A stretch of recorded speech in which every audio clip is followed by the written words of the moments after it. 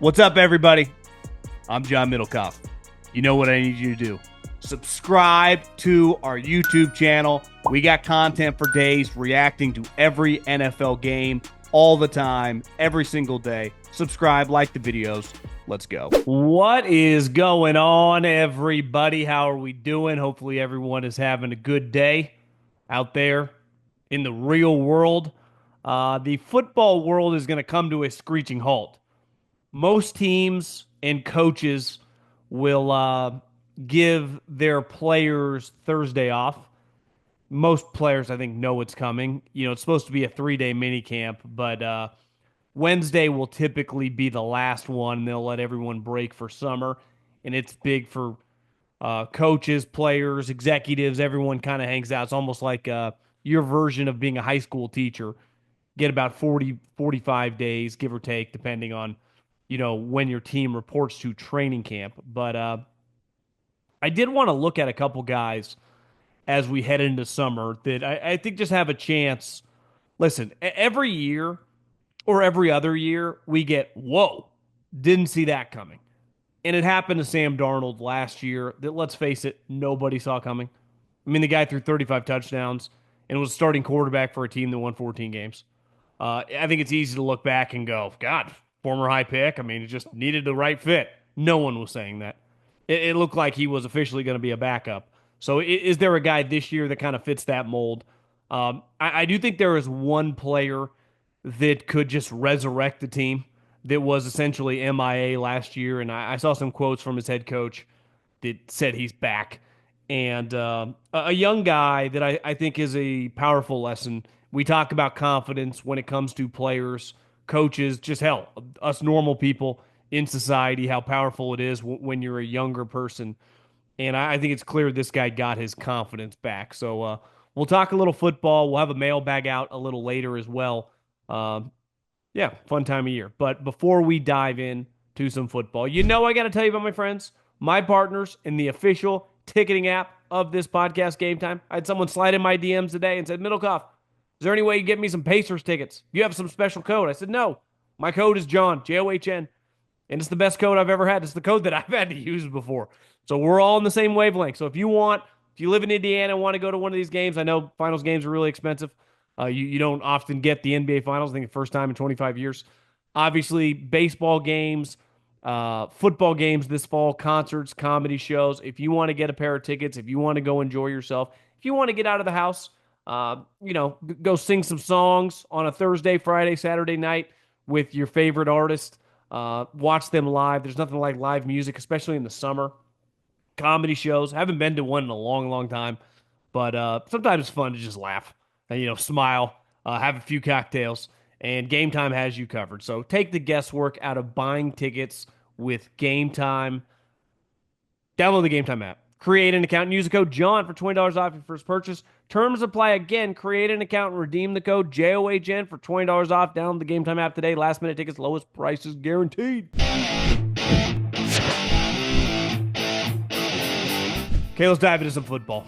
And as I mentioned, Sam Darnold was something that we did not see coming. And I think you could lump in Baker Mayfield as well. It wasn't that long ago that those two guys were battling for a starting spot.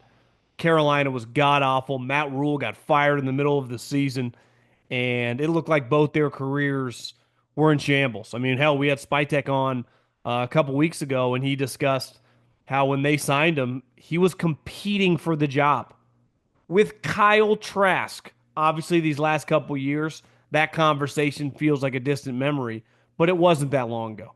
It was 2 training camps ago. And Sam Darnold 2 years ago was, technically signed to compete for the backup job, but when he signed with the 49ers, he was a backup quarterback. Now, a couple years later, Sam Darnold just threw 35 touchdowns, just got $55-60 million guaranteed on a big contract. Baker Mayfield is definitely a top 10 quarterback in the NFL. Things change, and things change fast. Like most human beings, who you're around, what organization philosophy that you are a part of, the people you're working for, the people you're working with, have a huge impact on your success or failure. And Baker Mayfield and Sam Darnold are great examples of like Aaron Rodgers went to the Jets and was an embarrassment. So you think Sam Darnold's going to overcome that? I mean, Baker Mayfield went to the Cleveland Browns. Hell, took him to the playoffs, won a playoff game on the road. And now look at their careers.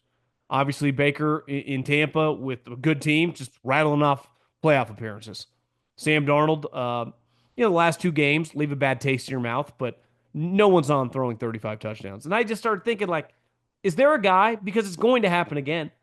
Most teams are not like the Ravens, Chiefs, or Bills. There are a lot of teams in shambles constantly. Every single year, 5 to 7 to 8 coaches get fired. Why? Because it didn't go well. Coordinators get fired all the time. Bad draft picks happen. And dysfunction happens in the NFL. And young players are caught up between them. A couple years ago, I thought Brian Daboll did one of the better coaching jobs in recent memory. Took a team that wasn't that talented. Hell, he won a playoff game. And for the majority of his career, Daniel Jones, I would say, has been a laughingstock. And obviously last year when he got an opportunity to play, it didn't look good, coming off the injury. And part of it was the offseason with Joe Shane, us getting an inside look at their operation. And even if you hadn't worked in the NFL, it was like, something seems off here. These guys are just discussing free agency a day before. It almost felt like a reality television show that was scripted, but it was scripted to make them look like idiots. And listen, Daniel Jones didn't help himself. He didn't play well. And a year later, he is, I think now, with Anthony Richardson's injury, the starting quarterback for the Indianapolis Colts. And I think you could argue that this is the best spot he's ever had. I think Brian Daboll is a good coach. But so Shane Steichen, who, like Daboll, offensive-minded guy. But the difference between the Colts and the Giants is like, this team has a good offensive line. He played with Saquon the year that he was healthy, made the playoffs. Well, they got Jonathan Taylor. They have a really good running game.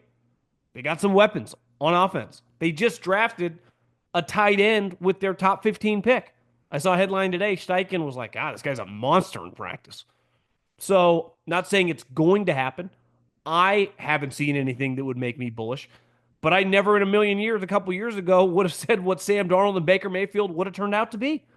And like those guys, Baker number 1 pick, Sam number 3 overall pick, Daniel Jones number 6 overall pick. And his comp has always been, we talked about it earlier in the week, Alex Smith. If you would have said Alex Smith, the 3rd or 4th year of his career, was going to go on to be a consistent playoff quarterback and just one of the more well-respected guys in the NFL in 2007 and 2008, 2009, you would have been laughed at. People would have been like, you don't know what you're talking about. And a decade later, he started for Andy Reid for like 5-6 years, and they're going to the playoffs every single year. So where you play, the players around you, and people believing in you matters, right? Sam Darnold had Kyle Shanahan that went, I believe in this guy. Then Kevin O'Connell's like, I want a piece of that guy. And then this year, Mike McDonald, Kubiak, and John Schneider were like, I want this guy. It's a powerful feeling.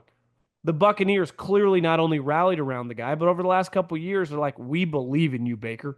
You are our guy. And that's a powerful thing. And when Daniel Jones is announced as the starter, I'm putting my stake in the ground now. It shows like we not only paid you $15 million to come here, but we believe in you. And luckily, part of the reason that I like the 49ers this year is because their schedule is a joke. And a big reason for that is the division they play, the AFC South. Well, that's who the Colts play. So, listen, a lot of stuff's going on with the Colts when it comes to the owner has now passed away. The Dodgers are in control. The GM hasn't had much success in terms of making the playoffs consistently. Obviously, this Anthony Richardson thing kind of hangs over their head.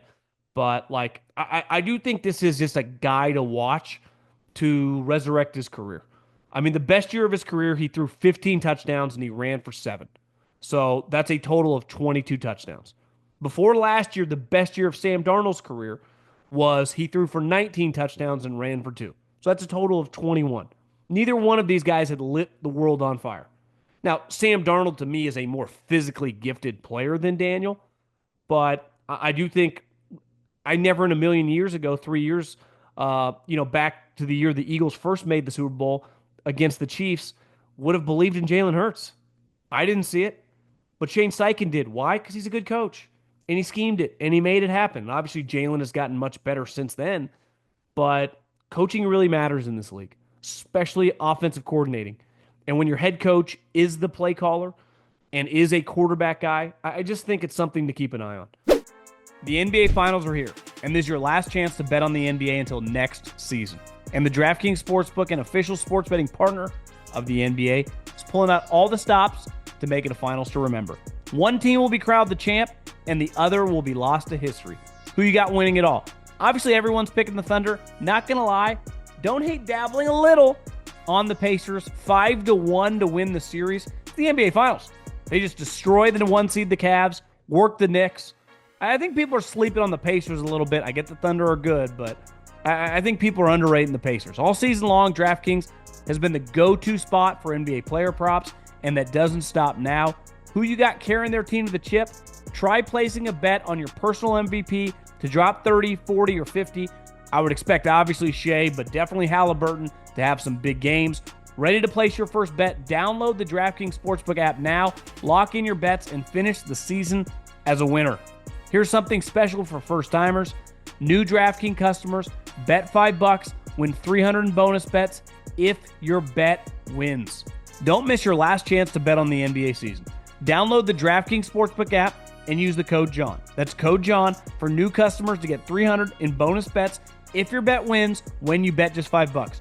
Only on DraftKings. The crown is yours. Speaking of guys resurrecting their career, last year was a disaster for McCaffrey. Both of his Achilles were not working correctly. And then when he came back a couple games into it, as he started kind of catching his legs, he tore his knee and was out for the season. And obviously the 49ers at 6-11 were a complete dumpster fire.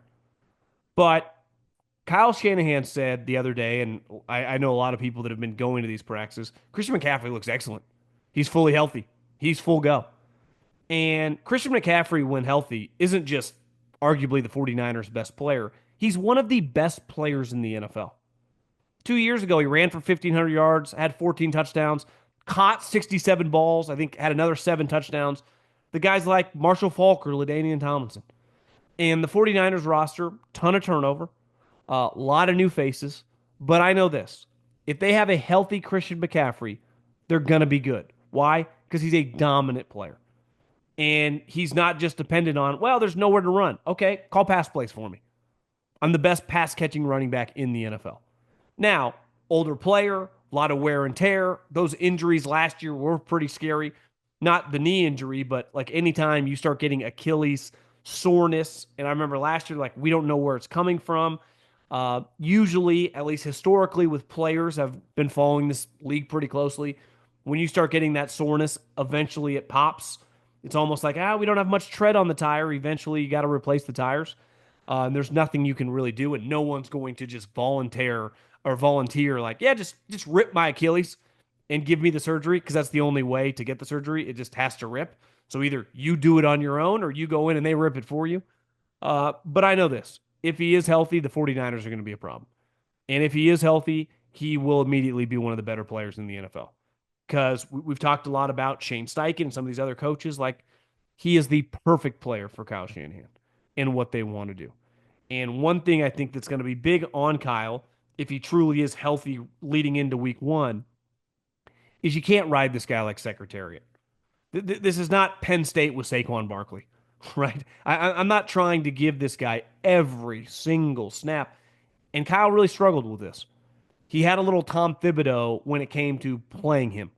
You know, the knock on Thibs was he just plays his starters. Well, it's like, his bench kind of sucks.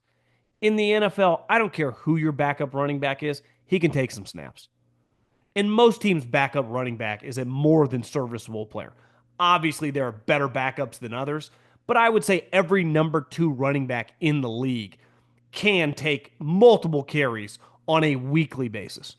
And Kyle really struggled with that 2 years ago. And I do wonder if that kind of caught up to McCaffrey.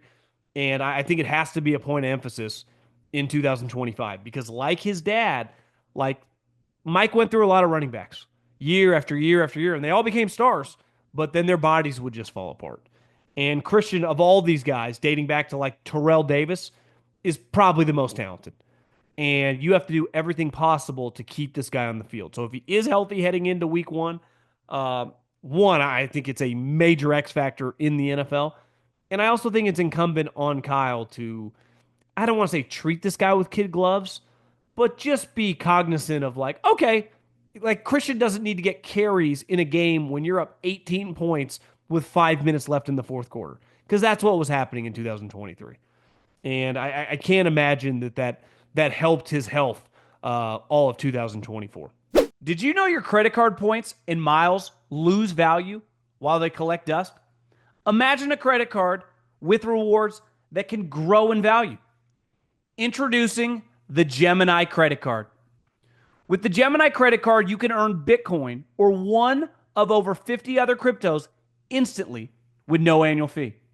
Every swipe at the store or gas pump earns you instant rewards deposited straight into your account.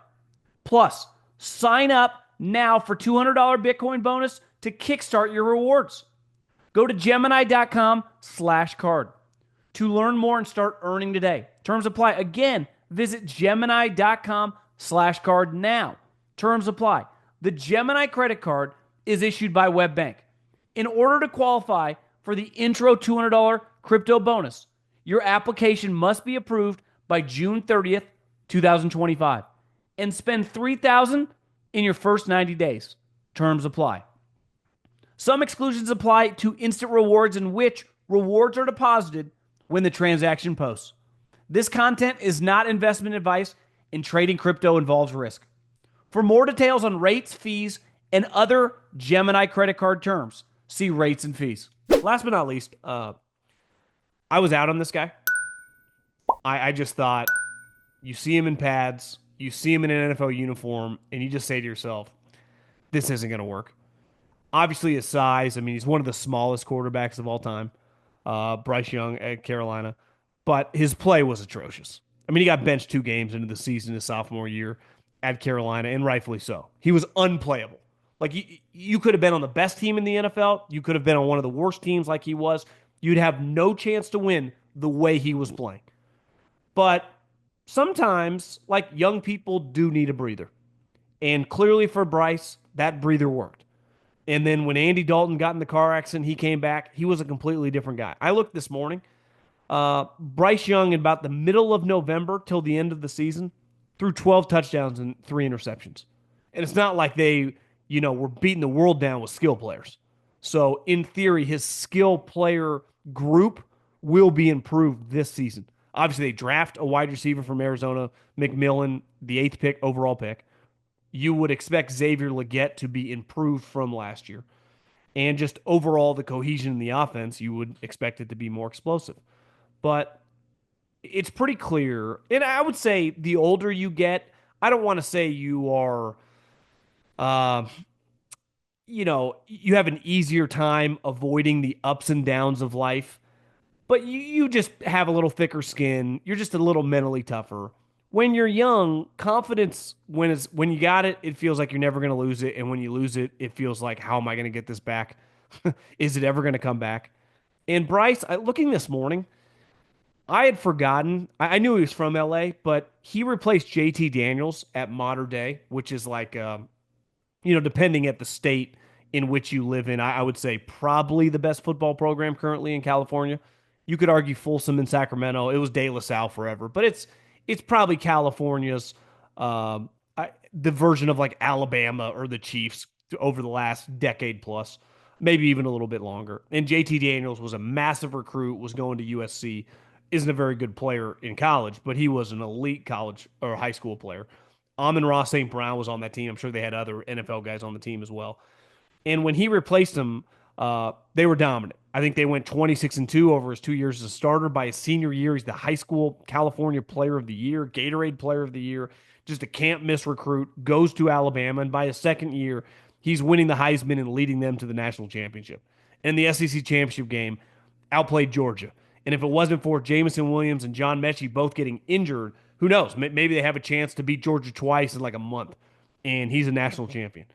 And listen, I loved him in college. And I didn't think they were crazy for taking him over CJ Stroud. Now, maybe I overestimated how small that he would actually look. I'll never forget a buddy of mine who was in the where they get weighed at the combine, where they kind of stand in their skivvies and they hop on the scale and they go 217, 205, and he weighed in at like 200 pounds, and the guy that was sitting there told me it looked like he had to waddle off and went right to the bathroom to either throw up or have it come out the other way because that was completely fake. This is a guy that probably more naturally weighs 180, 185 pounds, and he's barely 5'10. So this is not a very big player in a sport full of pretty big quarterbacks. Like if you met Patrick Mahomes, Josh Allen, Justin Herbert, I mean, these guys are not small. Some are a little taller than others. One, Mahomes might be shade under 6'3", Josh might be 6'5", Lamar 6'2", but they're all, I mean, these guys are well put together guys. This is easily one of the smallest quarterbacks to ever play. But he hung his hat in the SEC when you watched him play. Just a very instinctive player. Doesn't have the biggest arm, but accuracy, timing, rhythm. Guy's a fucking ball player. And the guy that we saw for Carolina was like, what is going on? And reading some quotes, there was an article on ESPN.com where JC Horn's like, you hear him talking now. This guy, like, I think his exact quote was, he is talking way more this year. And Canales mentioned this, like his confidence and leadership kind of comes out. It's hard to be a leader. It's hard to be vocal when one, you don't even believe in yourself, right? So if you don't know you can play in the league, if you don't believe in yourself, if your confidence is gone, it's hard to just get in that huddle and kind of rally the troops. It's easy when you're Peyton Manning, Tom Brady, Baker Mayfield now, some of these guys, obviously the Mahomes, the Lamars, like, those, of course. But when you're sucked, just because you're the number one overall pick, if you're not playing well, like after a while, no one cares. And I do just wonder, this is a guy going back to high school and in college, all he knew was success. He didn't just win, they kicked the shit out of everybody. I mean, the only teams that could beat this team would be like a team in the state championship or a team like Georgia, full of basically 22 starters are in the NFL. And I would imagine most of those 22 guys are legitimate high end starters in the NFL. And if not high end starters, rotational players playing on teams. So you're looking at a guy that all he knew was winning and all he knew was playing at a high level. And then he comes to the league, dysfunctional place, and kind of gets punked, kind of gets humbled. And I'm not even saying that he needed to be humbled. It's just a humbling experience when you're like, why is this not working? So I think that I'm excited to watch Bryce Young. I do think there is a ceiling on a guy with those measurables. But if his coach is good, Canales, if they hit on McMillan from Arizona, if Leggett becomes like a solid number two and a versatile player, I'm not, again, I'm using the comparison because I think you can move this guy around a lot, give him the ball in the backfield. A Debo type player, get the ball in his hands, let him get in space. I mean, hands aren't Debo's better hands than Leggett. Ironically, they're both from South Carolina. I think they're actually buddies, but I think I'm not going to pick Carolina probably to make the playoffs. Probably do some this summer. Look at the divisions and maybe some sleeper teams and some overrated teams. But I do think they could be a lot more viable if they get. I don't know if Bryce Young can become the 13th or 14th best quarterback in the NFL. Like he's never going to be a top five quarterback. I would probably bet against him being a top 10 quarterback in this upcoming season. But can he just be like a top half of the league guy? And the guy that we saw down the stretch was a top half of the league guy. And that is a huge improvement for a guy that looked like, is he headed to the UFL? Are they going to cut him? Because honestly, I thought like, are you going to cut this player? Are you going to have to get rid of this guy? And now you're like, okay, we got something there. And that's a powerful thing.